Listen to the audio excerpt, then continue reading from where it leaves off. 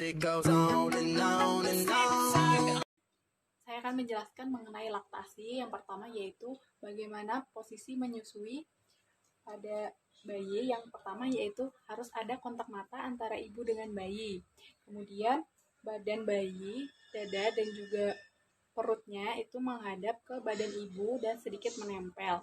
Kemudian wajah bayi juga harus menghadap ke payudara ibu. Dan seluruh punggung bayi ini tersanggah oleh tangan ibu. Kemudian ibu juga memegang bagian belakang bahunya agar kepalanya itu bisa bergerak dengan bebas untuk menyusui. Nah, kemudian posisi mulut bayi dengan puting ibu yang benar yaitu dagunya itu harus menempel pada payudara ibu.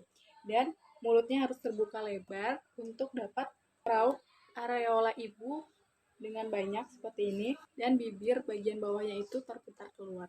Nah, kemudian bagaimana sih posisi ibu menyusui dengan bayi kembar? Nah, itu ada beberapa posisi. Yang pertama yaitu posisi cradle, posisi di mana kepala bayi itu di atas lengan ibu dan badannya itu tersanggah dengan telapak tangan ibu. Pada posisi ini, ibu duduk menyender dengan nyaman dan tidak duduk dengan tegak supaya bayi bisa menyusui dengan nyaman.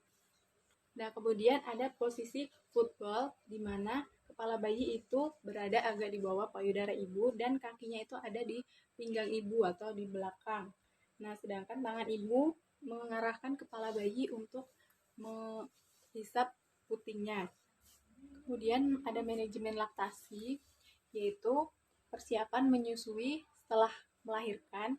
Nah, persiapan menyusui itu mulai sejak mengandung, yaitu ketika hormon prolaktin dan oksitosin berperan dalam mempersiapkan laktasi dan hormon oksitosin berperan dalam keluarnya ASI. Kemudian saat-saat menyusui yaitu melatih bayi menyusui melalui IMD. Kemudian menyusui bayi sesering mungkin karena ASI dapat diproduksi ketika ada permintaan dari bayi. Kemudian tidak pesimis ketika menyusui bayi dan menganggap bahwa bayi merasa kelaparan karena ASI sudah cukup untuk memenuhi kebutuhan bayi.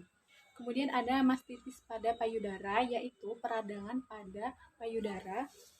Tanda-tandanya yaitu payudara memar kemerahan, kemudian sering terasa gatal dan juga perih, dan terdapat benjolan atau bisul, dan juga puting mengeluarkan darah.